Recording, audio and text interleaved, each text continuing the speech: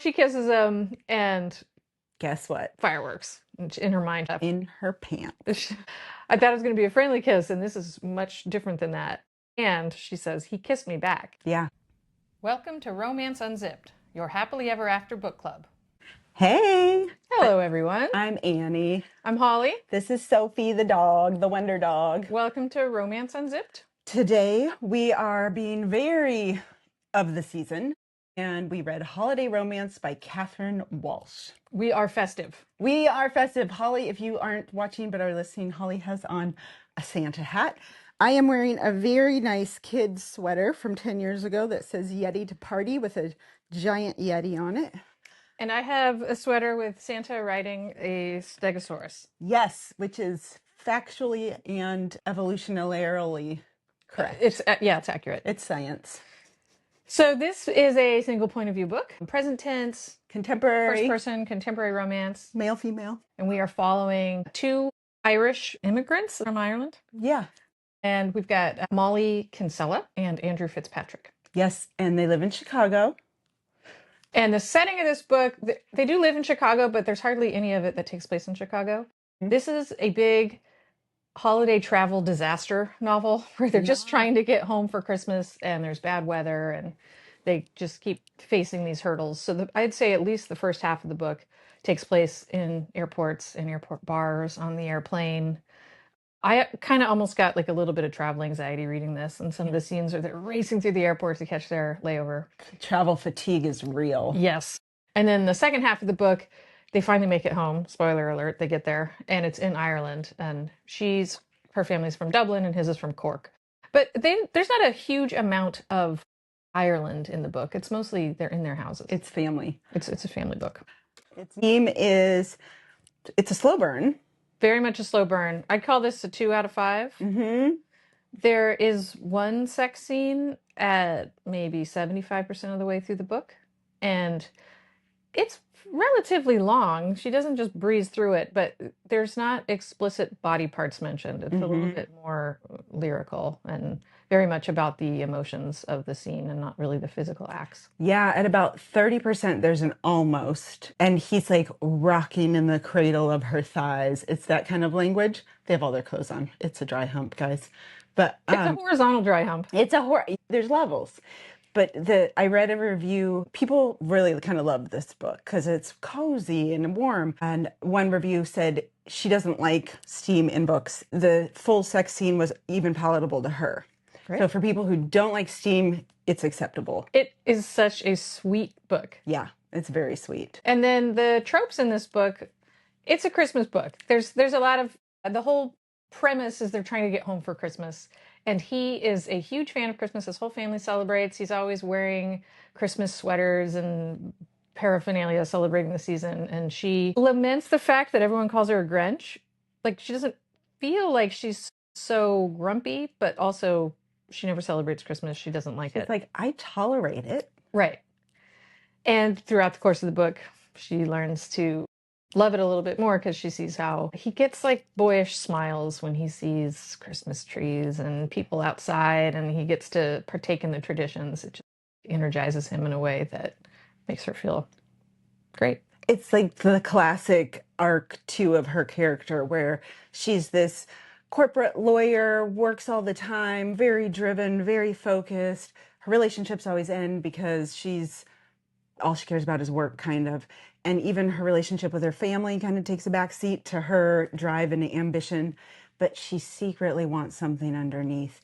And her softening over the course of their 48, 24-hour travels to the whole idea of the holidays is also like her softening about her approach to life and her willingness to see Andrew as the person she really loves, but not be scared to go for. So it's like Christmas represents so much for her. She's got an arc. She's got an arc. And these two characters, this is a friends to lovers. It's classic. They've known each other for 10 years. And I like the setup of their friendship. I haven't heard of this one before. They meet each other. They both live in Chicago and fly to Ireland over the holidays to be with their family.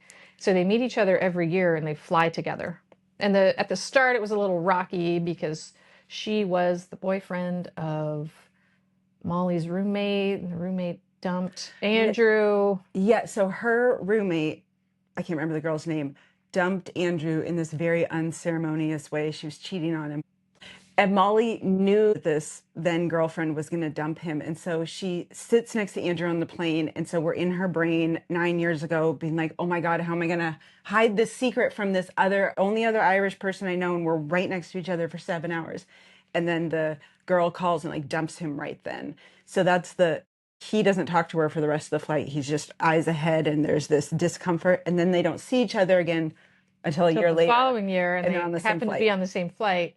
And then after that, they kind of intentionally make it a tradition. And they Yeah. have a warm friendship.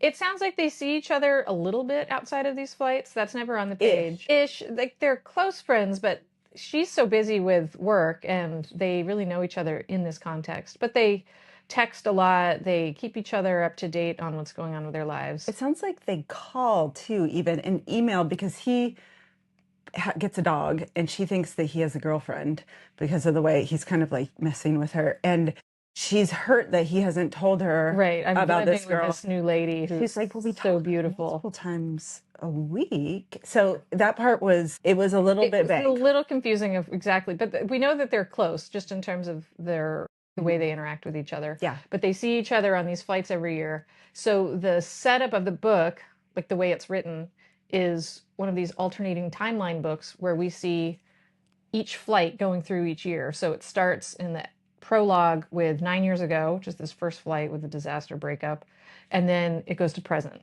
And you get a chapter where they're trying to get to the airport and the weather's bad. And then it goes to 8 years ago, and it just cycles through, like kind of leapfrogging between the past and the present.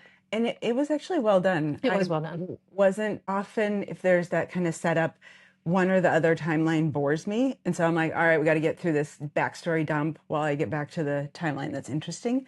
And it was, I thought, pretty well done. And it was cool that we read this book because I had originally started listening to it, and I prefer to read books, but I was driving home from my family's house. And so I'm listening, and it's, single narrator, and it starts with the prologue, and it's this girl who's in college, and she's really young, and her thought process is kind of immature. I thought, especially listening to it, and I was like, and then it gets into the first chapter, the present tense, and I was like, huh. And so I text Holly, I'm like, I don't know if we should do this book. She's like, I really like like it. it. It's this cool character study. And I said, oh, okay, great. And then as I read it, I really liked it. But it was, Yeah, you switched from audio to reading, and it yeah, really changed your experience a lot. it totally did. And also, though, her voice wasn't so young because, like, her thinking process at what, 19 or whatever, she feels like personally responsible for this girl that she kind of knows being a jerk. And, like, she's trying to control when the girl tells him, you can't break up with him before Christmas. I'm like, mind your business, girl. Right. But as she grew up and matured, the narration also Yeah, matured. That was kind of totally. good. Yeah, but I didn't understand it was a prologue, so I thought the whole book was going to Going to be, be that character voice. like you said, it's really interesting the difference in experience of having the narration, but also I think just diving into it. And also, maybe I'm just highly susceptible to Holly, and whatever she likes, I'm like, oh, I like that too. Maybe the Yeah. power of suggestion. Yeah. The nice thing about the alternating timeline is it never felt like a flashback. No, It it felt wasn't like like an the info dump. story. It was just a two-part story. We had forced proximity as one of the tropes, but also the device, right? So the device for the plot moving forward is them trying to get from Chicago in the middle of this wild storm across the Atlantic to Ireland. And it's her, Molly cares so much about Andrew, and she's like wants to stay in Chicago with him and have like a little mini getaway interlude with him, but realizes how sad he will be not to participate in Christmas with his family. So she's like, anything I can do. And her friend at the law firm helps him find this flight from Atlanta to Argentina to Paris, so across the globe jumping. So you really see their personalities come forward. And she's like, control, I'm a certain way, everything's okay, I've got it managed. And he's like, Mr. Easygoing, everything's fine. I'm cute. I've got a joke for it all. The only time he seems stressed is when it seems like he's not going to get home in time for Christmas to be with his family. Yeah. And she's very tuned in to noticing that, and it motivates her to jump through a lot of hoops. Not for her own sake. She really talks about how, well, yeah, my family's not really into Christmas. And yeah, I see my family every year, but they won't be that upset if I can't make it home. And it doesn't come across as low self-esteem, but she definitely talks in such a way, It's like ambivalence. right, where like they won't really be that upset. I'll see them or I won't see them. Whereas he is not like that at all. He not just loves Christmas, he loves his family. He wants to be with them. He wants to participate in their traditions. He has a sister who's quite a bit younger, and he kind of heaps all the blame or the reason for his Right. wanting to participate to make Hannah it loves Christmas. magical for her. But by the time we meet her at the end of the book, she's a 16-year-old. She's not a little girl anymore, and he still is very much motivated to participate in Christmas to the fullest extent that he can. And Molly, makes that happen. Yeah.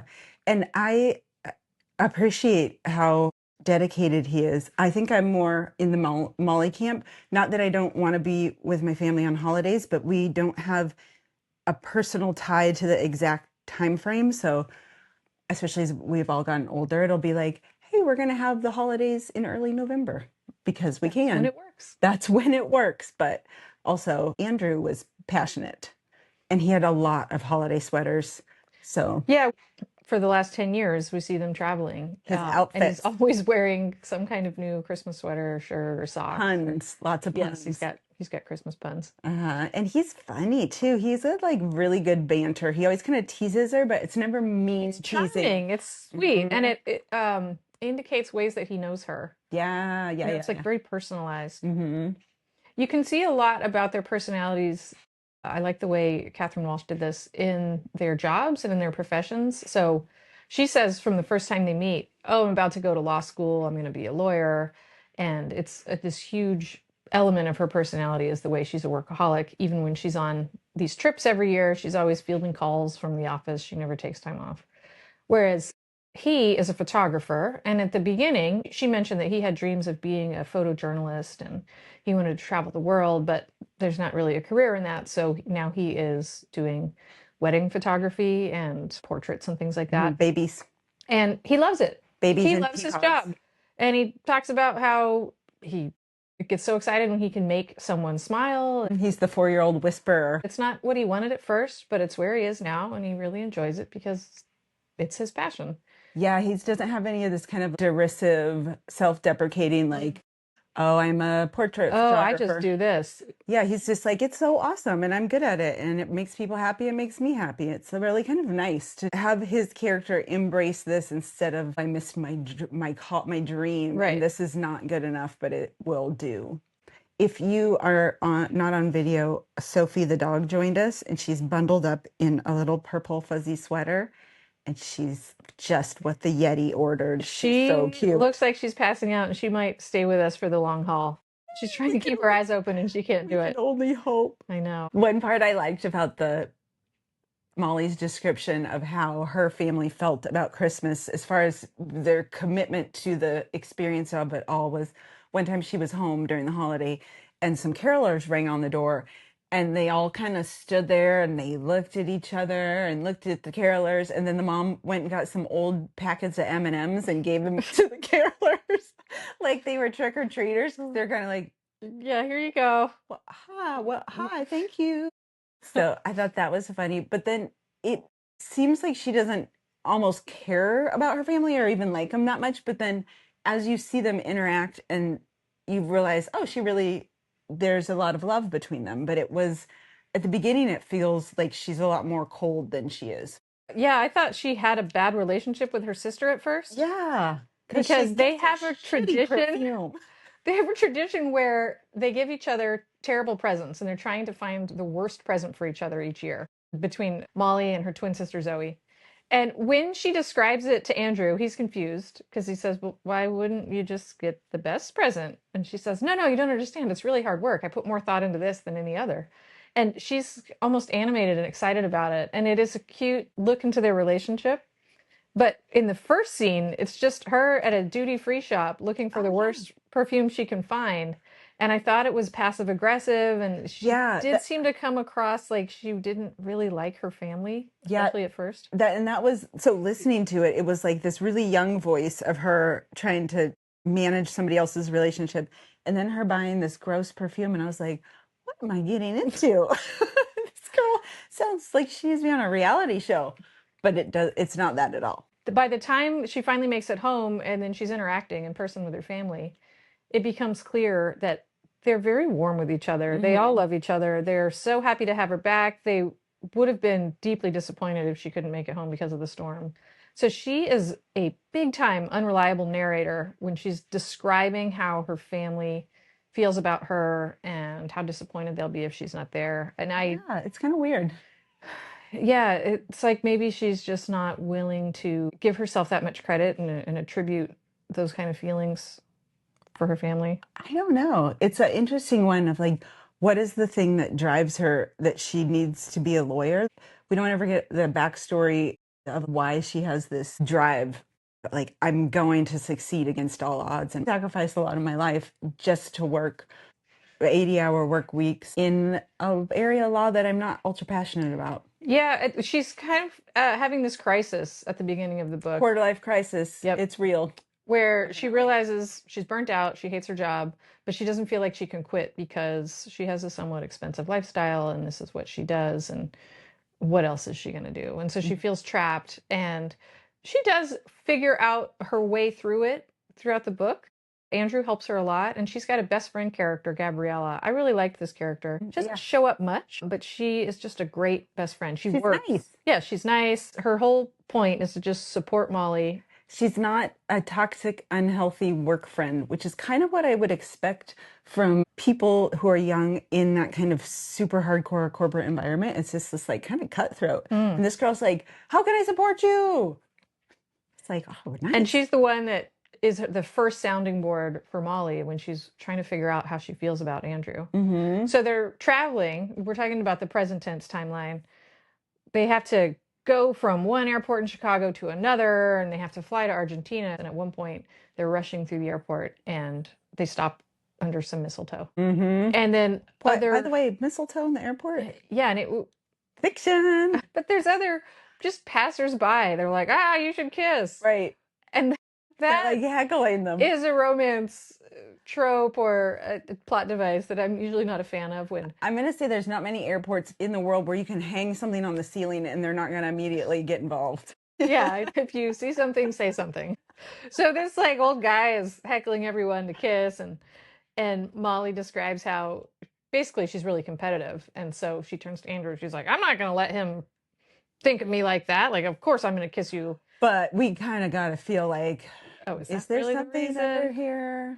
So she kisses him, and guess what? Fireworks in her mind. In her pants. I thought it was going to be a friendly kiss, and this is much different than that. And she says, he kissed me back. Yeah. So they have this kiss, and she's kind of just dumbfounded, dumbstruck. But she's also very stressed out, and they have all the logistical effort that they're going through. So it is reasonable that they don't have to address this, even internally in her own mind. She doesn't have to at first because she's got so much on her mind. Yeah. Yeah. And so there's another kiss that follows later, and it all kind of progresses.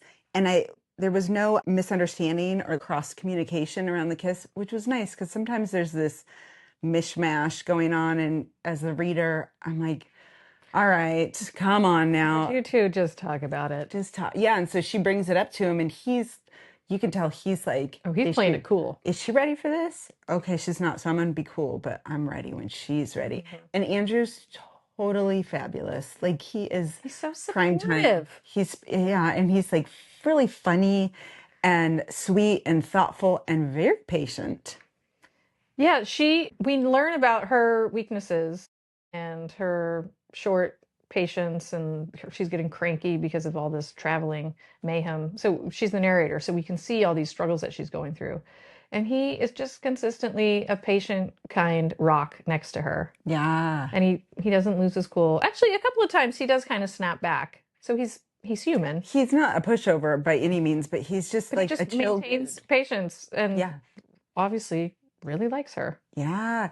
And I thought for the author, Catherine Walsh, this is definitely a trope and story style that's been done, right? Like the travelers on a holiday who are stuck and then love unfolding around it. It felt fresh, even though it was a really old structure for telling a story. And I think it's because she was so good at writing their banter. Mm. So their dialogue was really funny, especially because Andrew liked how he kind of teased her. It was really fun and playful. And then it brought out, they just had good witty repartee.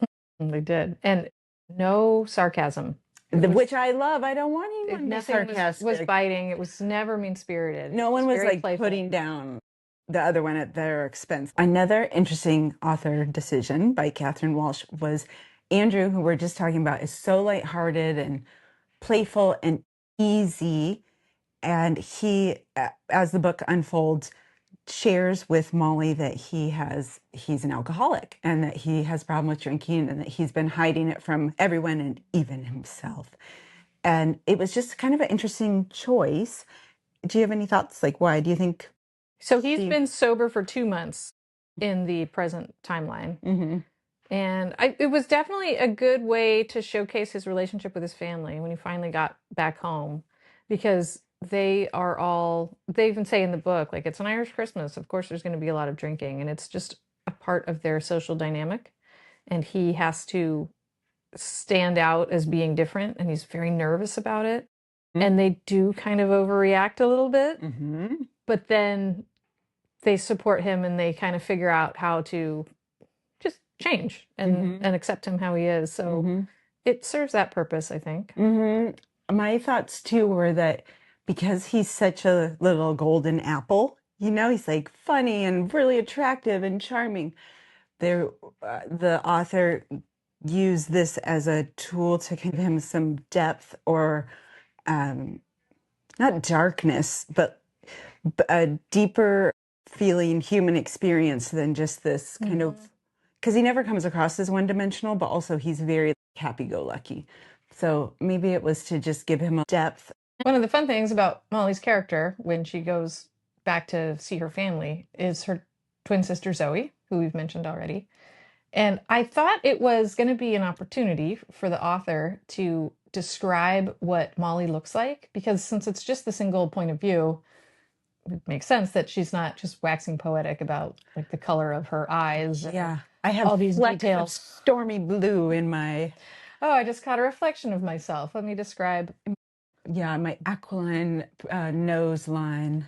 But even though she was talking to and interacting with an identical twin, there wasn't a lot of description of physical descriptions of Molly. We know that she has blonde hair, and we find out that she's 5'3". Beyond that, we don't know. Nothing. There was no mention of her skin color. Yep. And even Andrew, he's not over the top with complimenting her the way I see a lot of male leads in romance. I mean, he's attracted to her, clearly, but he's not one of these guys that's just rambling on and on about how hot she looks. He's more just in love with her as a whole person.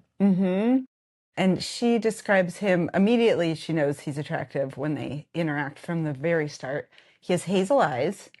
He's got dark hair. She never describes his skin tone. He's tall, and she does talk about his muscles on his biceps and that they're hunky. She doesn't use that word. That's what she was thinking. That's what we know she meant. And broad shoulders But he's not this inaccessible gym rat who's got every single muscle popping out. Remember last week, the main character had a 10-pack? He had a 10-pack, yeah. This one, there's this small little scene where he's taking off his shirt, changing, and she's staring at him, and he says, "Oh, sorry, no 6-pack here." And she says, "Oh, that's fine." She likes it. So he's got a nice body, but he is not a unusual specimen of perfect muscles. Yeah, a 10-pack is a lot of packs. It's a lot of packs.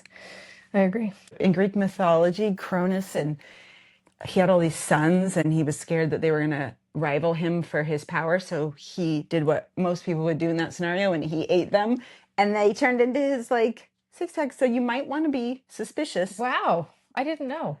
Greek mythology is quite gross and brutal. There's a lot of weird stories. There are. Yeah. But I feel like a lot of people who are also in the romance genre, maybe reading Greek mythology was like an early gateway. Yeah, I can see that. So the gateway throw it out there. Another thing that we learned while reading this book, although it wasn't exactly Catherine Walsh that taught us, but blonde, when describing hair color, if there's an E at the end, then that's a woman, and if there's no E, then that's a man. That blew my mind. She was like, "Is it the E with I the couldn't remember woman?" I which was was like, which. "What are you And talking Amy about?" was It's just, like you just put it there if you feel like it or not. yeah, and that's also a fine method. Yeah. So now we know. Now we know. I mean, I'll forget again, but at this exact moment, I know. Without the E, it just feels naked to me. I put it on always. Okay, But now I know. that's fine. And I think that it'd be fun to be one of those people that just like super aggressively corrects other people about it. Excuse me, pardon me. You used that incorrectly. I noticed in your journal where you were writing next to me on the plane. And I'm sure you want to hear this right now. So we talked about Zoe a little bit, the sister.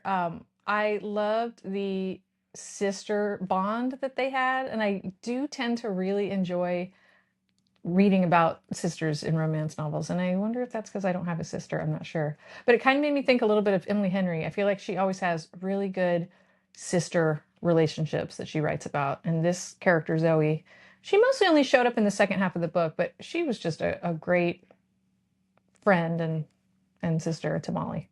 Yeah, she is 37 weeks pregnant as all this is going on. So part of the motivation for Molly is to get home and see her really pregnant sister. And none of them are really talking about, oh, let's make sure we get home in time for the birth. Because they don't seem to really understand the concept that once you're at 37 weeks, it's go time. I mean, you don't know when it's coming. Because she goes into labor right after they arrive. It's Christmas Eve, nighttime, and her water breaks and she starts having contractions and she is completely unprepared. She's saying, "Oh, it couldn't be. There's no way. It What? couldn't happen yet." And Jesus, would you look at the time? yeah, reading the book, like, yeah, that's exactly how it happens. But anyway, so she If goes into only there labor. had been someone who told me. Yeah. Some kind of Did you sign. read a book? A doctor should have said something to me. But she goes into labor, and that's when Andrew really, one of the times he steps up as the super supportive partner because he stays in the hospital with them. There was nothing medically wrong other than just it was birth and the baby was a few weeks early. But he stays there as this very supportive boyfriend. I mean, they didn't say it in those words yet, but that was the role he was taking on. And he gives up the thing that they fought the whole book to get him to his family, and he sets it aside to be with her. He says, "No, I'll just sit here in the waiting room with you in an uncomfortable chair, drinking coffee out of a vending machine. This is where I want to be." For a person I've never met. Mm-hmm. But then I got the impression this must have been like 4 a.m. on Christmas morning, in the wee hours of Christmas morning. Zoe's had her baby, everything's fine, and she's recovering and saying, "I'll be in the hospital for another day. Christmas is going to be really boring. Why don't you go with Andrew to his family, enjoy Christmas with him?" You can have it all. Yes, and then come back. We're not going to have Christmas on Christmas Day anyway because we're all in the hospital right now. So she gets a ride with Andrew, and then she gets to spend Christmas with him and his family. She gets to watch all the magic. The classic family holiday scene. Out perfectly. So, and then we have an epilogue because guess what? They get together. Yeah, we love the epilogues. Yeah, and it is the happy. She realizes all her dreams. She takes the leap, leaves behind her career. Her job, they move in together. Within a month. Yeah. Yeah.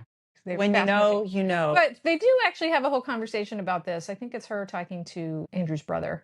And he's saying, "You're not moving quickly. You've known each other for 10 years. And by the way, Andrew's been in love with you for those 10 years. So there's nothing quick about it. Just move on to the next phase." He was a very sage advice giver. He's like the prankster of the family. Everything he was doing kind of annoyed me because who needs pranks? But then when push comes to shove and he's driving her home, he gives her this very helpful advice and he kind of pulled through. There is, I would not call this a third act breakup, but there is a third act tension where Christian inadvertently spills the beans and says to Molly, "Oh yeah, Andrew's just about to move back to Dublin. He broke up with his girlfriend and he's looking for a new start in life and he starts a new job in March." So just a few months later. And he doesn't realize that Andrew hasn't said anything yet. And Zoe starts to have a little bit of a freak out. And then when she sees Andrew, part of her feels betrayed that her good friend didn't tell her. But the bigger freak out is, But I love him. yeah, I love him. And Andrew has said, you know what? Don't worry about it. I changed my mind. I'm going to stay in Chicago. She's like, no, no, no. I can't let you make the biggest mistake of your life on my behalf. Because what if we don't work out? This is still so new. This is too much pressure to put on me and put on this little relationship. I don't want you to stay here for me, but I also don't want you to leave. Classic. Yeah. It's the damned if you do, damned if you don't kind of situation. And so she just says, I need space. I'm going back to my family. I was planning on going back to them the day after Christmas anyway. Like, let's go. And Christian has to go back for work, so he gives her a ride.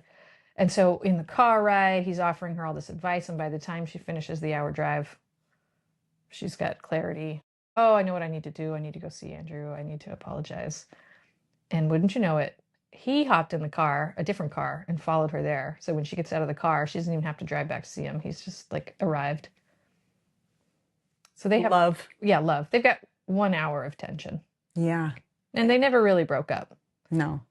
But yeah, he didn't think that she would ever not be who she was and passionate about her career. So he's like, I need to live my life. This is prior to the travel, falling in love. So, or revealing of love. Right. They both kind of realize, oh yeah, I've been in love. Well, I think Andrew is known for a long time, but she realizes I've been in love with him for years. I just was afraid of losing him, so I didn't acknowledge it and admit it. I can't let go of my work, and I mess up everything, so I can't mess up the one true thing I have. Martyrs. I saw at the oh, martyrs. I saw at the end of this book that there is a sequel, Snowden, and it's from Christian, this brother we were just talking about. It kind of piqued my interest. And I felt with both of these books that the titles were so generic. I was surprised that Catherine Walsh in The Year of Our Lord 2025 is able to name a book like this one, for example, holiday romance. That's a good point. Like, how was that not taken? I was just very surprised, and every time I was reading this, I could never remember the name of the book, which is also kind of ironic because she picked such an easy one that clearly tells you what's happening in the story, and that's the one that I couldn't remember because it just it's so generic. It slipped right up through my brain. Yeah, that is funny. Yeah. Also, how did she do it? I don't know. How's that not taken? She bought it like 80 years ago, and it's just trademarked. It's been passed down through the family. That's their heirloom. Use it wisely, daughter. Yes. Luckily, she was a romance writer, so it worked out. Yeah. Otherwise, it could have been. She didn't start a sewage company or something. That's just on the side of their van. Oh man, this is making me think. A few months ago, we had this major sewage problem, and the plumbers came out. And after a few minutes with the camera and all their work, they walk into the living room holding up a pair of my 5-year-old's pajamas that clearly at some point she had flushed down the toilet. And this plumber's holding them, and he said, "Do you want to keep these?" And I said, "Oh, no. I don't ever want to see those again." And my daughter walks in the room, and she goes, "Huh, I've been looking for those." Oh, good job, guys. Yeah. So maybe holiday romance could have been, holiday romance. Ding, ding. Yeah. It's taken. Otherwise, everyone would be doing it. So. I would strongly recommend this book to anyone. It was such a cute, charming read. Very easy. And usually I don't like books that aren't steamy just because I like a little spice, and it didn't feel boring without it. It was heartwarming. It was heartwarming. And I like Christmas. I mean, I'm wearing a hat and a Santa Stegosaurus shirt. But I'm not so into the over-the-top Christmas story kind of Hallmark. I don't want to be suffocated by the Christmas spirit. It did not feel cheesy. And this didn't go there at all. It was just made me feel like ready to wrap some presents, but it didn't make me feel like I wanted to stab my eyes out. So it's really good middle ground between these There's a good middle ground. That's quite a recommendation. Yeah, you can put that on the back. Don't want to stab your eyes out. Yep. Awesome. Well, the next time we see everyone will be in the new year. Wow, 2026. Yes, what titles will come up?